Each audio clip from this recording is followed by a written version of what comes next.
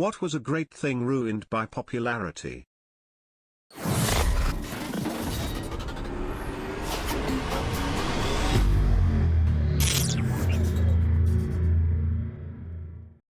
Mount Everest.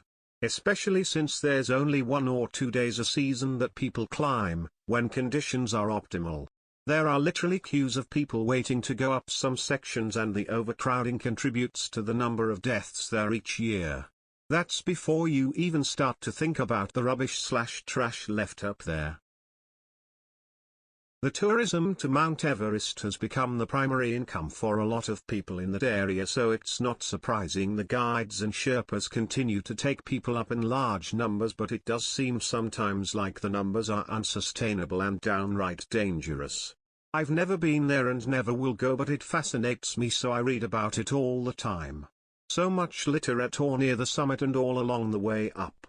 The Sherpas do try to clean what they can, but up in the death zone, every ounce of what you are carrying matters tremendously, so very little can be done to get rid of all the oxygen canisters and things left laying around. Any restaurant Anthony Bourdain featured in his shows.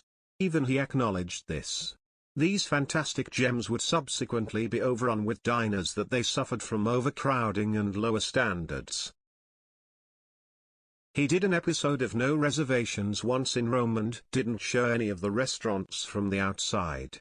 If no one knows where the restaurants are, they won't be overcrowded with tourists and become inaccessible to the locals.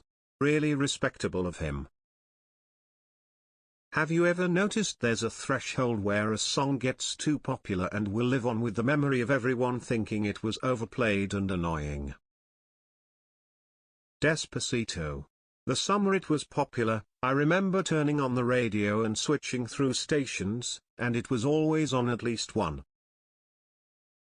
Paralyzer by Finger 11 was the poster child for this in the early 2000s. It was on at least once per hour on every rock station. Got to the point where I never wanted to hear it again. Ever. Bothies. Basically they're small cottages in remote parts of the Scottish Highlands that are left unlocked, free to be used for shelter by people travelling the mountains. They're not well furnished or anything, but they act as a freely usable weatherproof shelter for anyone to use in a country where summer usually just means the rain is slightly less frigid. It used to be that they weren't too well known, the hill walking community used them, maintained them, and everyone observed an unwritten code of conduct where you'd make sure to leave it tidy, clean and ready for the next person to use. However, they suddenly experienced an upsurge in awareness, and a lot of them suffered for it. People would go to them so they could have a piss up in a scenic location and leave them covered in rubbish and shit. Literal shit. They're normally refurbished from long abandoned houses and frequently don't have toilets, so they're equipped with a shovel to bury your waste. People seemed to think they were free holiday homes that they could just take over. Some people just vandalized them for the fun of it. As a result, they suffered quite a bit. They should offer shelter from bad weather and a safe place to sleep, but now you have a bunch of entitled, lazy assholes who go and wreck them. That's so sad. We have cabins like that up here in Alaska and the Yukon, but fortunately there are so few people that they are in good shape. Beaches. Once tourism starts, it usually has devastating effects on the flora and fauna. They had to close a beach off from the public in Thailand to give nature time to recover. Edit to give more information. I was talking about Maya Bay, which was made famous by the movie The Beach, yes, the one with Leo. Despite its isolation, the bay attracts so many tourists there isn't even any room to lay down on the sand.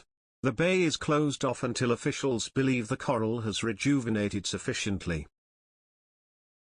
They had a similar problem with a poppy reservation a year or so ago. There was a super bloom that resulted in fields of beautiful orange flowers. People kept visiting and taking pictures in the poppies. The problem was that these flowers were rather delicate. If you stepped on a patch too many times, there was a good chance the plants in that patch would die. They had designated paths all along reservation and signs telling people to stay on the path, but they kept ignoring them. There were a ton of dead patches in the poppy fields. There were also a ton of Instagram photos of people laying in patches of poppies.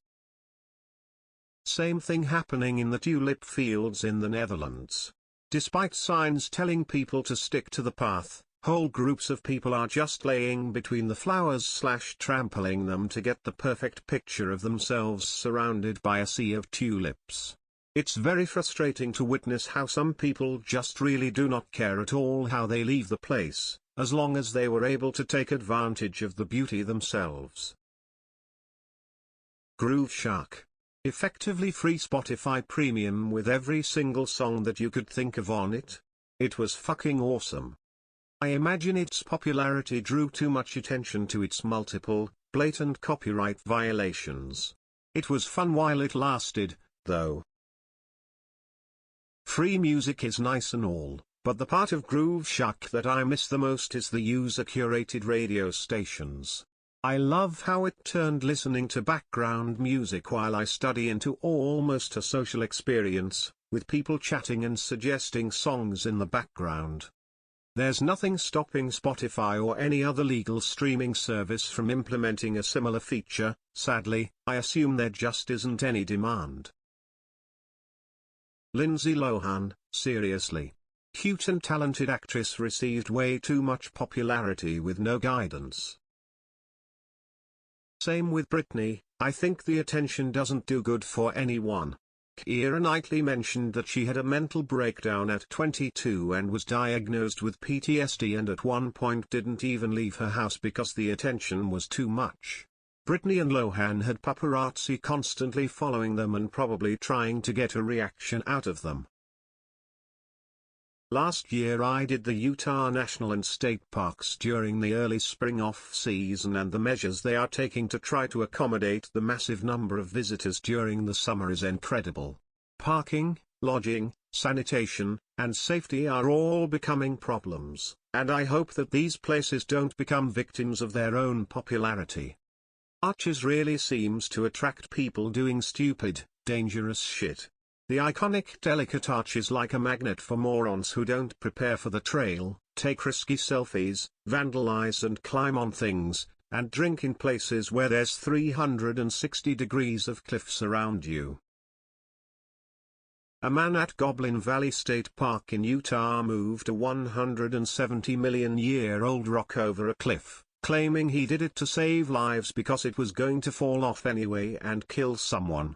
His friend shot a video of him doing it and he yelled "yeah" as it fell. Sounds like it was for internet fame, storytelling, and to prove his masculinity.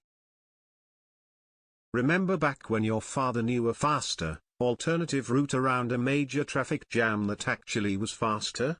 Since the handheld availability of real-time traffic data and route optimization by Google Maps, an equilibrium of travel time has been established such that everyone knows what the best route is and the traffic jam actually takes as long as the alternative route. Where Waze really shines is in real-time route changing due to unforeseen traffic conditions, telling you to get off the highway at the next exit because of an accident ahead. For a while I was driving regularly on the East Coast from the NJTP down to DC and out to WV.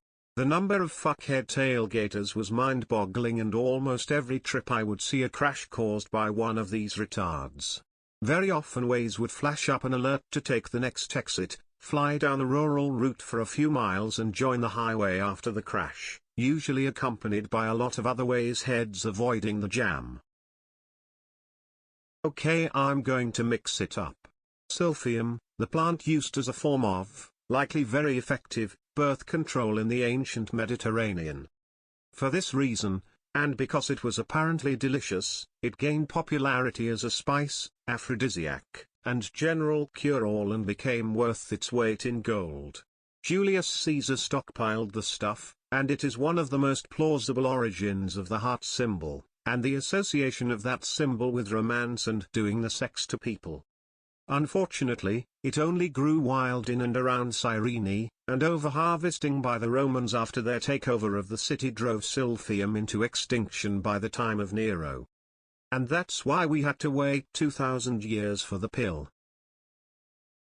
The original Facebook required an active college email and was a cool chill place. Now it's just a breeding ground for political horse shit and Karen's anti-vax moms.